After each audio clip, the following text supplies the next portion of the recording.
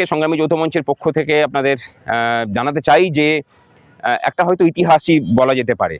যেভাবে এই রাজ্য সরকার সংবিধানকে অস্বীকার করে, আইন কানুনকে অস্বীকার করে এতদিন থেকে বলে এসেছে যে ডিএ কোনো অধিকার নয়, এবং সেই কথাটা তাদের আইনজীবীরাও আজকে সুপ্রিম কোর্টে বলার চেষ্টা করেছেন। সুপ্রিম কোর্ট তাকে মান্যতা দেয়নি এবং বলা যায় তাকে স্বীকৃতি দিলেন, অর্থাৎ হাইকোর্টের ডিভিশন বেঞ্চ যে রায় দিয়েছিল, সর্বশেষ যে রায় ছিল, সেই রায়কে স্বীকৃতি দিয়ে এবং পরিষ্কার করে জানিয়ে দিলেন আপাতত যা বকেয়া তার 25% ইমিডিয়েট রিলিজ করতে হবে, তার পরবর্তী শুনানি পরবর্তীতে হবে, তারপরে বাকিটা ডিসিশন হবে। এবং মহামান্য বিচারপতিদের যে মতামত দেখতে পেয়েছি, যে মনোভাব দেখতে পেয়েছি, তাতে এটা পরিষ্কার যে কর্মচারীদের টাকা পয়সা মেরে নিয়ে নিজেদের পকেট ভর্তি করার বিভিন্ন শ্রী প্রকল্প চালানোর দিন পশ্চিমবঙ্গে শেষ হতে চলেছে।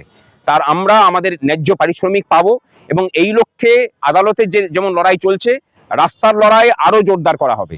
বাকি টাকাটা আমরা যদি সম্ভব হয় তাহলে এটা যদিও পুরনো রূপার বকেয়া, সেই রূপার বকেয়া আমাদের আদায় করা গেল, বাকিটা আদায় হবে।